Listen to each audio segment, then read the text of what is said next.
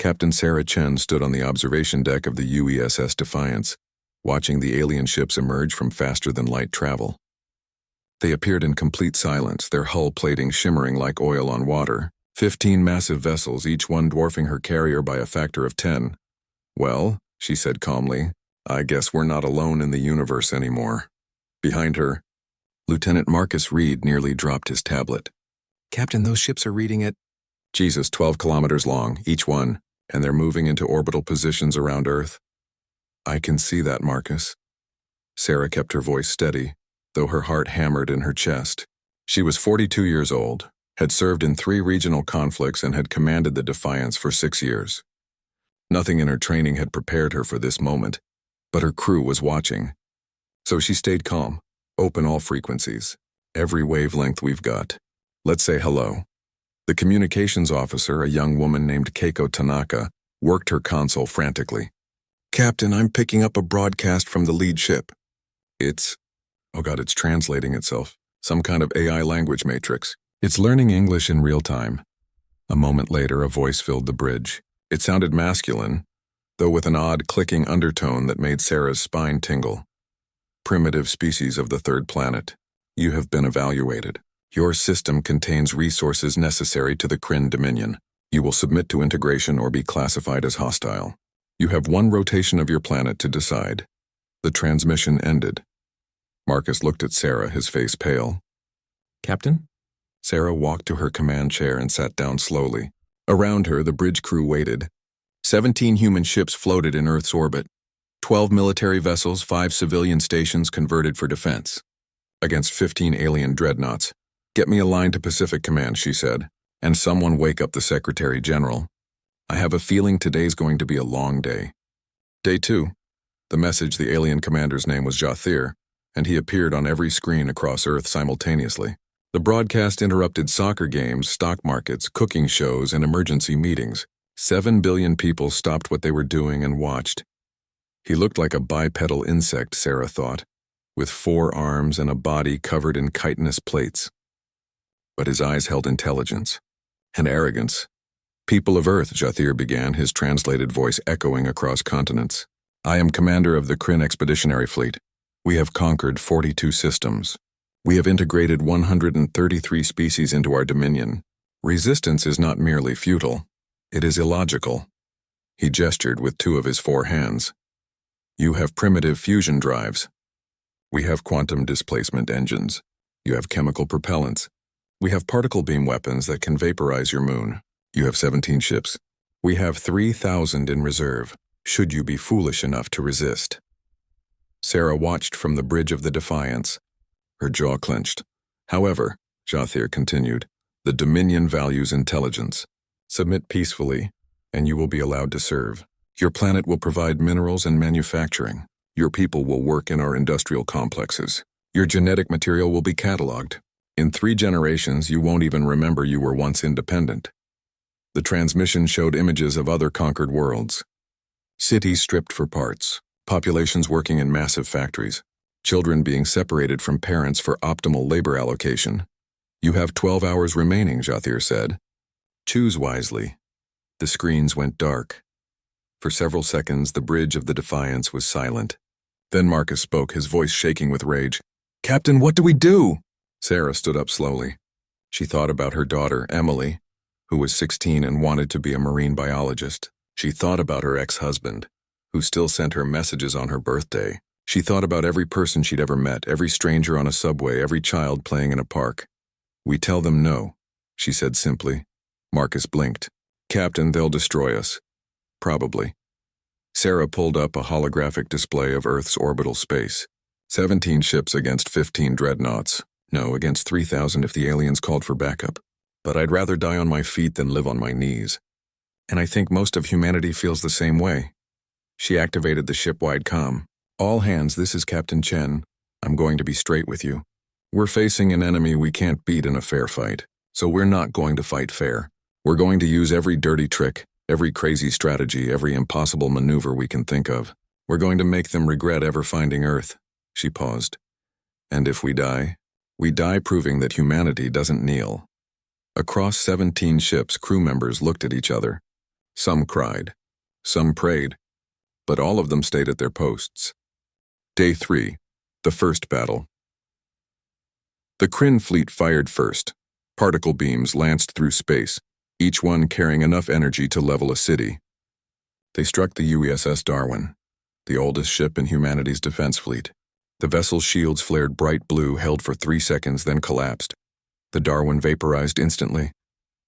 347 people died before they could blink. Return fire, Sarah screamed. 17 human ships opened up with everything they had. Nuclear-tipped missiles streaked toward the Kryn fleet. Railguns fired tungsten slugs at relativistic speeds. Laser batteries burned at maximum output. The Kryn shields absorbed it all without flickering. No damage to enemy vessels, Keiko reported, her voice cracking. Captain, we're not even scratching them, Sarah's mind raced. They'd known the aliens were more advanced, but seeing it firsthand was different. This wasn't a battle. This was an execution, scatter formation, she ordered. All ships, random evasive patterns. Make them work for it. The human fleet split apart, each vessel diving in different directions. The Kryn ships adjusted their targeting with mechanical precision. Another particle beam cut through space. The U.S. Junghe took the hit across its port side, the beam cutting the ship in half. Both pieces tumbled. Atmosphere venting, fires raging in the vacuum. 600 more lives gone. We have to retreat, Marcus said urgently. Captain, we need to fall back to the moon's shadow, regroup. No. Sarah stared at the tactical display. 15 Kryn ships arranged in a standard battle formation. Perfect, efficient, predictable. Lieutenant Reed, what do you know about wolves? Marcus blinked. What? Wolves. How do they hunt prey bigger than themselves? They don't attack directly. They harass. They bite and retreat. They wear the target down. Sarah smiled grimly. Exactly. Keiko, get me a direct line to all remaining ships. Private channel. A moment later, 14 captains appeared on her screen. All of them looked terrified. All of them looked determined. Listen carefully, Sarah said. We can't win a straight fight, so we're going to change the rules. Fall back to pre-designated positions around Earth. When I give the signal, we attack one ship, just one, with everything we've got. All of us at once. Then we scatter before they can respond. That's insane, Captain Okonkwo of the USS Mandela said. Even if we focus fire, their shields are designed to absorb sustained fire from multiple directions. Sarah interrupted. But what if we hit the same spot from the same angle within a nanosecond of each other? Overlapping impacts before the shield generators can cycle? The captains looked at each other. It was a crazy idea. It probably wouldn't work. I'm in, said Captain Rodriguez of the UESS Bolivar. Me too, added Captain Kim of the UESS Seoul. One by one, they all agreed. The trap 2 hours later, the human ships floated in apparently random positions around Earth. From the Kryn fleet's perspective, the primitive vessels were simply hiding, waiting to die. Commander Jathir watched from his flagship's command sphere. Pitiful, he muttered. Target the largest vessel. We'll destroy them one at a time until they understand surrender is their only option. The Kryn dreadnought's main weapon began to charge, energy building to catastrophic levels. Now, Sarah screamed. 14 human ships fired simultaneously. Every missile, every railgun, every laser. All of them targeting the same Kryn vessel. All aimed at the precise coordinates Sarah had calculated. The point where 3 shield generators overlapped. The first impacts hit within milliseconds of each other.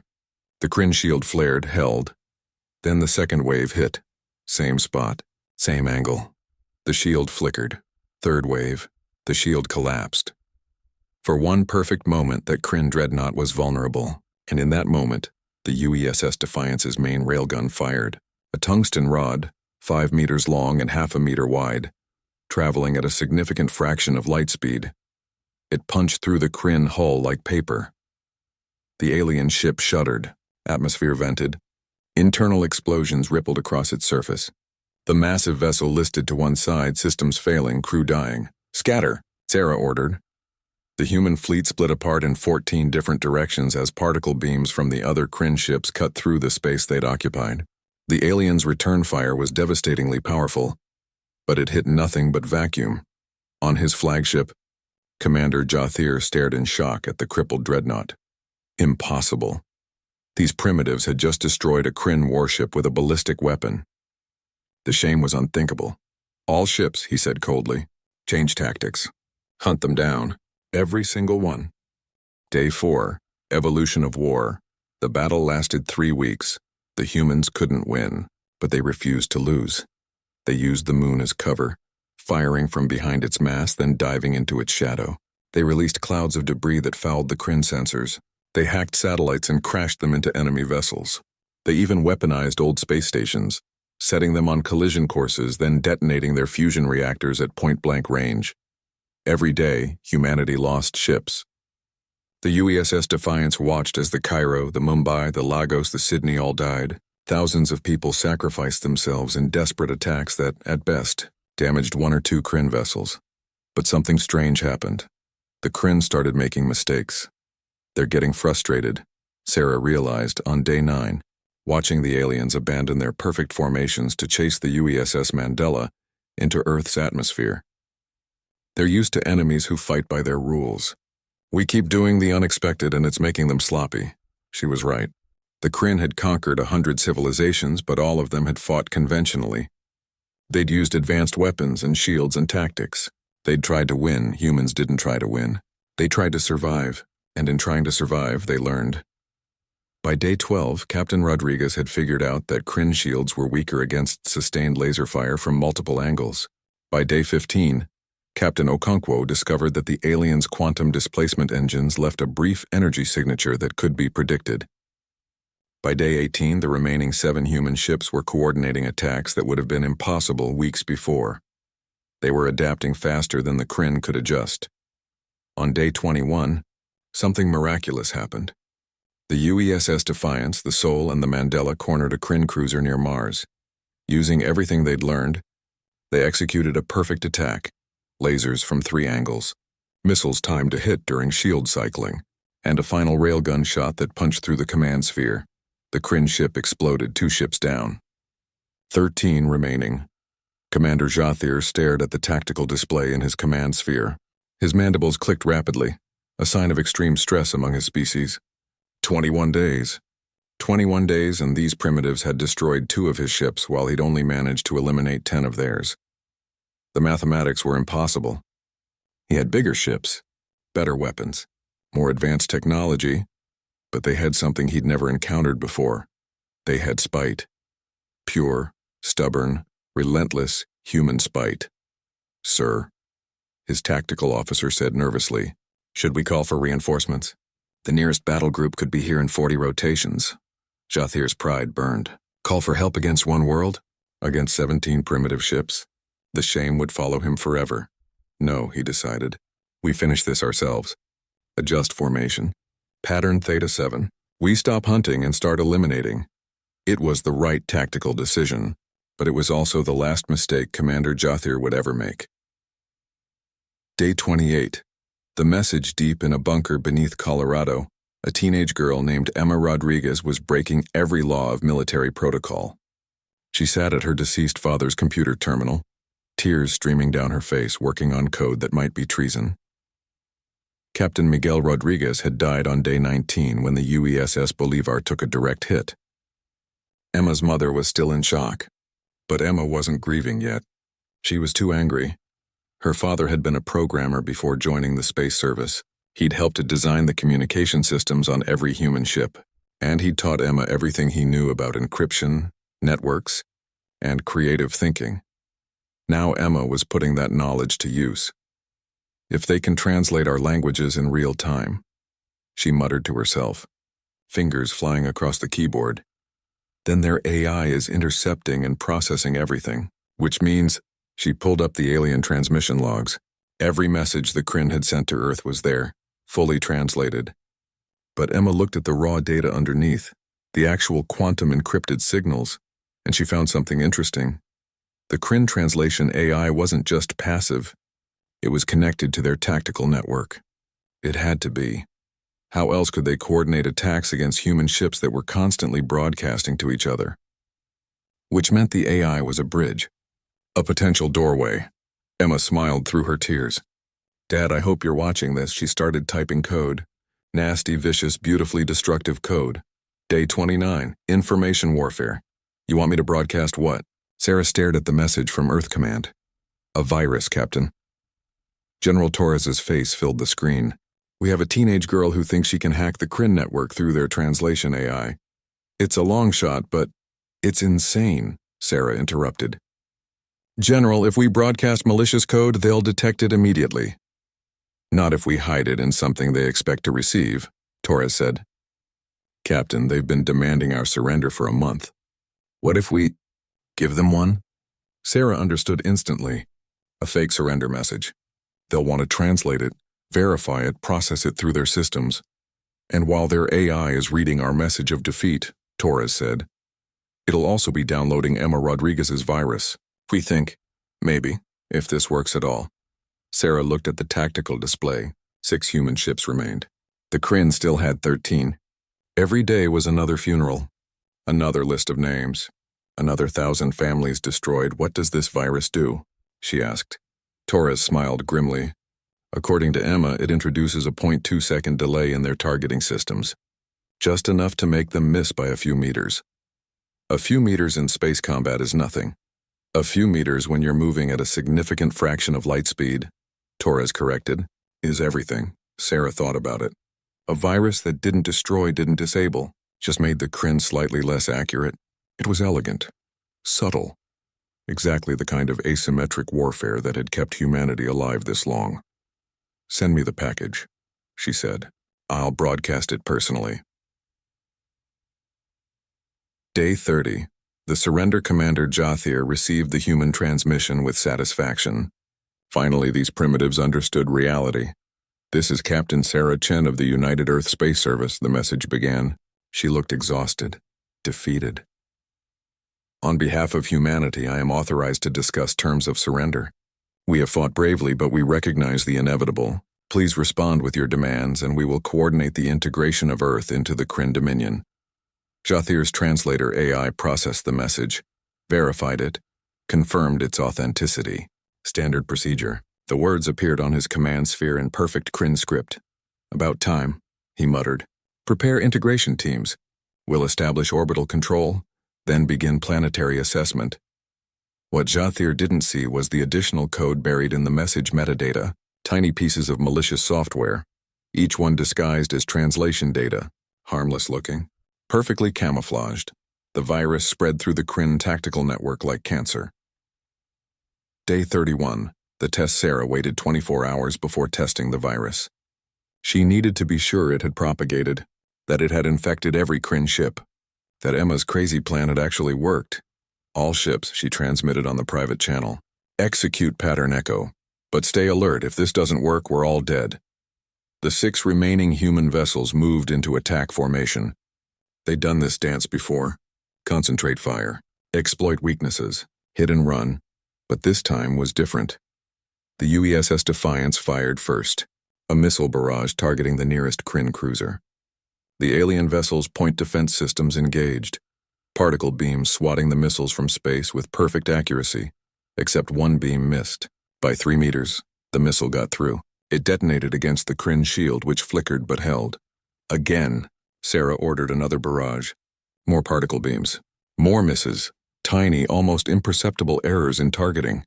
2% in accuracy. 5%. 8%. The Kryn point defense systems were failing, not catastrophically. Not obviously, but enough. Enough to matter. They're missing, Keiko whispered in awe. Captain, they're actually missing. Sarah felt something she hadn't felt in a month. Hope. All ships, she said calmly. Give them everything. Day 35. Tipping Point Commander Jothir knew something was wrong when his flagship's weapons officer reported the 3rd friendly fire incident in an hour. Sir, our point defense systems are firing at targets outside their actual positions. It's as if the tactical display is showing enemy positions 3 meters from where they actually are. Jothir's secondary hearts began to race. Run a diagnostic now. Already running, sir. Systems show green across the board, but there's a minor timing anomaly in the translation matrix. 0.2-second delays in data processing. 0.2 seconds. Nothing. Meaningless. except when trying to hit a target moving at thousands of kilometers per second. The surrender, Jathir said slowly. It was a trap. He understood it now. These humans hadn't surrendered. They'd attacked in a way he'd never imagined, not with weapons, but with information. They'd turned his own systems against him. Shut down the translator AI, he ordered. Full communications blackout between ships. Revert to manual targeting. Sir, that will reduce our combat effectiveness by— Do it! But it was too late. The human ships had already adapted to the Kryn's new weakness. They pressed their advantage mercilessly. Over the next 4 days, 3 more Kryn vessels fell. The aliens were still superior in firepower and armor, but they kept missing, and humans didn't miss. By day 35, Commander Jathir commanded 10 ships against 6 human vessels. The numerical advantage that should have guaranteed victory was evaporating, and there was something else. Something that disturbed him more than the tactical losses. His crew was afraid. Day 42, psychological warfare captain Yuki Tanaka of the UESS Seoul had an idea that was either brilliant or psychotic. Possibly both. We've been fighting defensively, she explained during a conference call with the other surviving captains. What if we go on offense? We are on offense, Captain Okonkwo pointed out. We attack them every day. No, I mean really offensive, aggressive, make them afraid of us. Sarah considered this. The Kryn still had 10 ships. Earth had 6. The aliens could still win this war through sheer attrition. Unless— What are you suggesting? Sarah asked. Yuki smiled. The Kryn just lost 4 ships to a computer virus created by a 16-year-old girl. How do you think that makes them feel? Their commanders, their warriors, their technological superiority, all defeated by a teenager. What if we remind them of that? Constantly. Psychological warfare, Marcus murmured. Hit their morale. Exactly. We've been broadcasting tactical chatter on open channels. What if we start broadcasting other things? Stories, messages, human culture. Sarah understood. Make them see us as people, not targets. Make them question whether this conquest is worth it. And make them scared, Yuki added. Because if a 16-year-old girl can hack their networks, what else can humans do? Day 43. The broadcast had started with music. The Kryn fleet intercepted a transmission from Earth, just one of thousands that humans broadcast every day. But this one was different. It was music. Something called a symphony. Beethoven's Ninth. The Kryn had no concept of music as humans understood it. But their translators tried to process it anyway. The emotional complexity, the mathematical precision hidden in seeming chaos, the way it made the Kryn crew members feel uncomfortable, unsettled. Then came the stories, humans broadcasting their history, tales of David and Goliath, of Thermopylae, of Stalingrad and Vietnam, and every time a weaker force had refused to yield to a stronger one. The broadcasts weren't aimed at the Kryn. They were meant for Earth, for civilians who needed hope. But the Kryn heard them. And the Kryn understood. These creatures have been fighting each other for their entire existence, Jathir's intelligence officer reported. Their history is nothing but warfare, adaptation, and survival. They've developed 10,000 ways to kill each other. Now they're using all of those methods on us. Jathir felt something he'd never experienced in 200 years of military service. Doubt. Day 48. The decision, the UESS Defiance, had been in continuous combat for 48 days. The ship's hull was scorched with near misses. The crew worked in shifts of 4 hours on, 2 hours off. They lived on stimulants and adrenaline. Sarah had aged a decade in 7 weeks, but they were winning. 2 more Kryn ships had fallen. One had been crippled and retreated to the outer system. 7 alien vessels remained combat effective. Earth had 5 ships. We're going to die, aren't we? Marcus asked one night in the captain's ready room. He'd given up pretense. They were past that now. Probably, Sarah said honestly. She sipped coffee that tasted like battery acid. Even if we destroy every Kryn ship, there are thousands more out there. Eventually, they'll come back with enough force to sterilize Earth. So what's the point? Sarah looked at him. Really looked at him. Marcus was 26. He'd joined the space service because he wanted to explore, to see wonders. Instead, he'd spent 7 weeks learning how to kill. The point, Sarah said slowly, is that when the next Kryn fleet arrives, they'll find records of this battle. They'll see what happened here, and they'll think twice before attacking another species that seems primitive. We're not just fighting for Earth, Marcus. We're fighting for every world the Kryn might attack in the future. She pulled up a star map. 42 systems under Kryn control. Hundreds more unexplored. If we make this too expensive, too painful, too costly, maybe they'll decide humanity isn't worth the trouble. Maybe they'll leave us alone, or maybe they'll just avoid primitive species entirely because they learned that primitives can be dangerous. Marcus nodded slowly. So we're setting an example. We're becoming a cautionary tale, Sarah corrected. The species that couldn't win but refused to lose. The world that cost the Kryn an entire fleet and thousands of soldiers. The planet that's more trouble than it's worth. She finished her coffee and stood up. Now get some sleep, Marcus. Tomorrow we go after their flagship. Day 52. The final battle commander Jather had made his decision. He would destroy Earth's remaining ships, glass the planet's surface, and return to the Dominion with at least a partial victory. Yes, he'd lost 8 vessels. Yes, it was shameful. But he would salvage something from this disaster. His 7 remaining ships moved into bombardment formation above Earth. Particle beam cannons charged to maximum power. 1 shot each would shatter continents. 5 shots would end all complex life. On my mark, Jather said, begin planetary bombardment. That's when the transmission came. Not from the human ships. From Earth itself. From 7 billion voices speaking in unison through every communications satellite humanity had left. No, just that one word. But it carried the weight of an entire species. The stubborn, irrational, absolutely human refusal to submit. And then the 5 remaining Earth ships moved. Not into defensive positions. Not running, directly at the Kryn flagship. Full thrust, Sarah ordered. All power to engines. Divert everything from weapons, shields, life support. I want maximum velocity. Captain, that's suicide, Keiko shouted. I know. That's the point. The UESS Defiance accelerated. Behind it, the Sol, the Mandela, the Copenhagen, and the Cairo II matched its trajectory. 5 ships, thousands of tons of metal and fusion reactors, all aimed at Commander Jather. They're not slowing down, Jather's tactical officer reported. Sir, they're going to ram us. Fire! Jather screamed. Particle beams lanced out. The Cairo II exploded instantly. The Copenhagen's entire starboard side vaporized. But the other 3 ships kept coming. The Kryn point defense system, still plagued by targeting errors, fired desperately. They hit the Mandela, which broke apart. 200 souls died screaming, but the Sol and the Defiance kept coming. At the last second, both ships fired everything. Missiles, railguns, lasers, everything. The Kryn flagship's shields flared, held, then collapsed under the overwhelming barrage, and then the ships hit. The Sol struck first, plowing into the Kryn flagship's command sphere at a significant fraction of light speed. The kinetic energy was apocalyptic. The alien vessel shuddered, its structure collapsing. The Defiance hit 3 seconds later, lower on the hull. The impact was catastrophic. Both ships, human and alien, shattered. Metal vaporized. Fusion reactors detonated. For one brief moment, a new sun blazed in Earth's orbit. When the light faded, both ships were gone. Day 53. Aftermath in. The ruins of the battle, 2 human ships remained combat effective. 2 ships against 6 Kryn vessels. But the Kryn fleet was in chaos. Their commander was dead. Their flagship destroyed.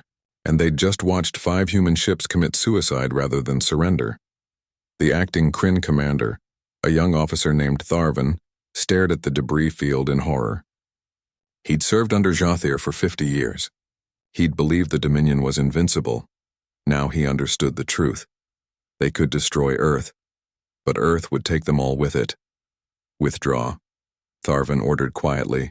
Full retreat. Return to Dominion space. Sir? His tactical officer couldn't believe it. We still outnumber them 3-1. We can still win. Tharvan looked at the tactical display. 2 human ships damaged, nearly out of ammunition. They should be easy to destroy, but they wouldn't surrender. They'd die first, and when they died, they'd take more Kryn with them. And if the Dominion sent reinforcements, those reinforcements would face the same insane resistance, and more Kryn would die.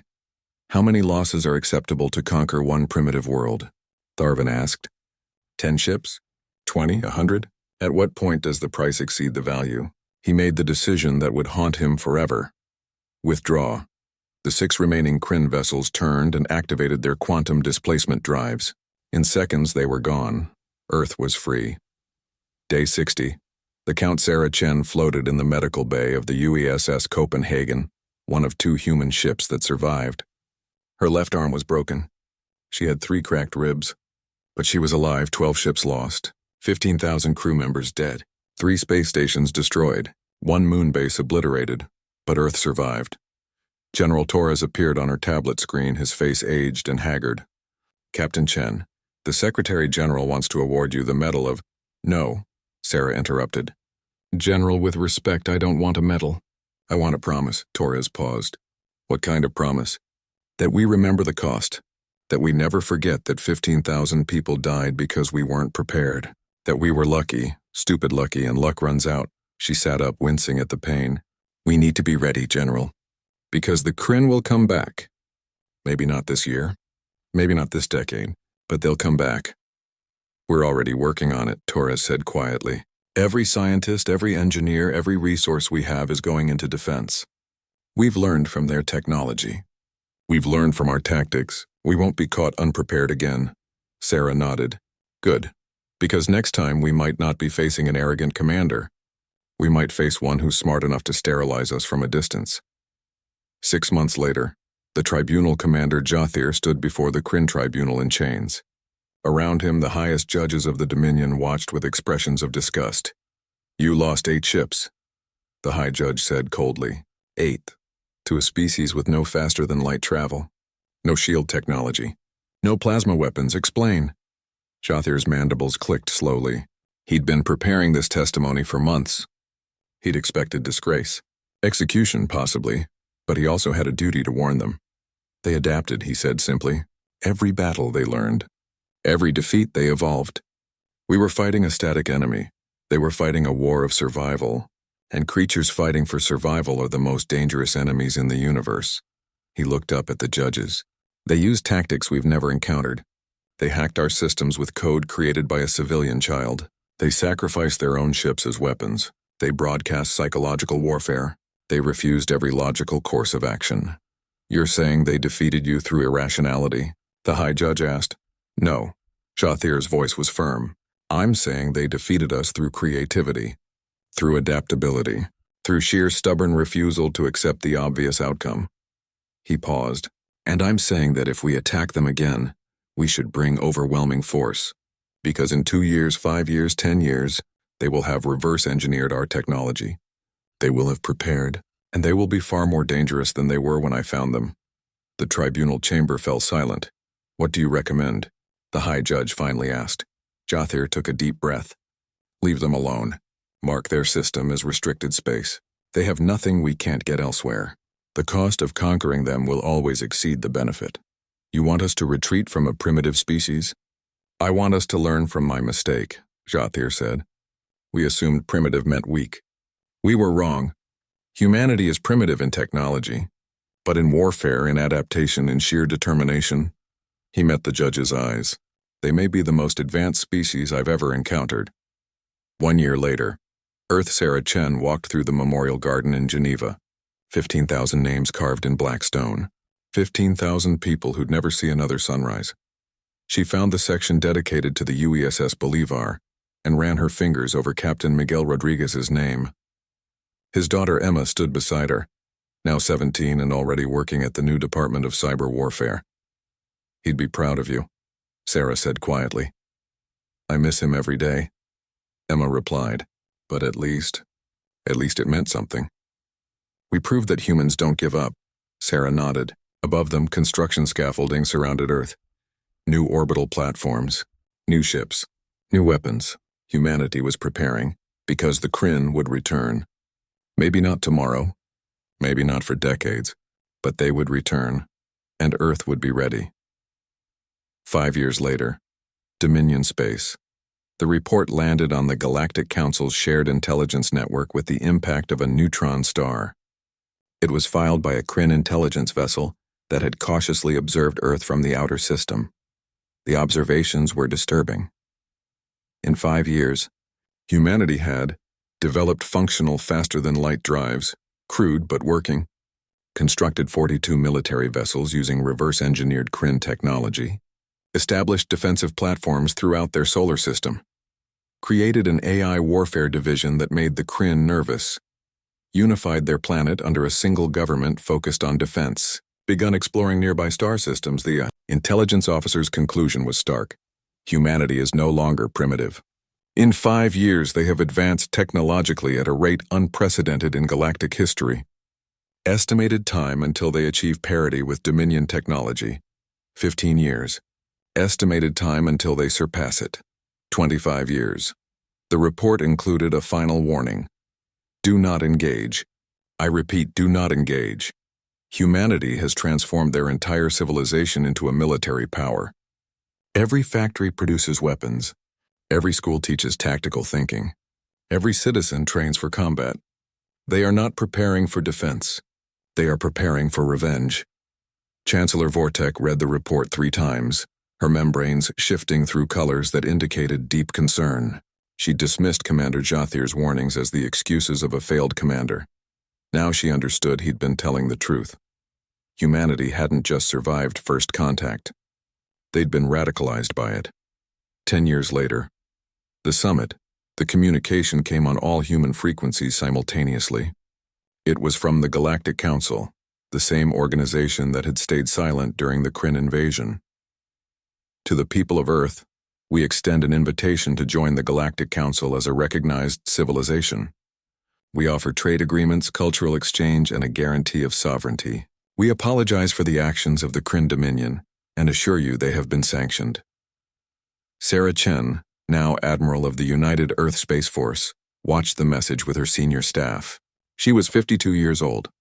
Gray streaked her hair. Scars from the war still ached in cold weather. It's a trap, suggested General Emma Rodriguez, who'd risen through the ranks with frightening speed. Maybe, Sarah said, or maybe they're scared of what we've become. She pulled up the tactical display. Humanity now had 200 warships, 17 colonies across 5 star systems, an industrial base that produced more weapons per capita than any known civilization. They'd become what they needed to be to survive. A species of warriors. Send them a reply, Sarah decided. Tell them we accept their invitation. But make it clear, we're joining as equals, not subjects. And if anyone ever threatens Earth again, she smiled grimly, we'll show them what humanity learned from the Kryn War. The message was transmitted. Across the galaxy, civilizations that had ignored Earth's pleas for help now watched nervously as humanity took its first steps onto the galactic stage. Not as victims, as survivors. Epilogue. 30 years later, the Academy Cadet. Jennifer Liu sat in the lecture hall at the United Earth Space Force Academy, listening to a guest speaker. Commander Jathir of the Kryn Dominion stood at the podium, his blue bioluminescent markings dim with age. He was 70 years older than during the war. He'd been released from Kryn custody as part of the peace negotiations. Now he traveled the galaxy giving lectures on his greatest failure and his most important lesson.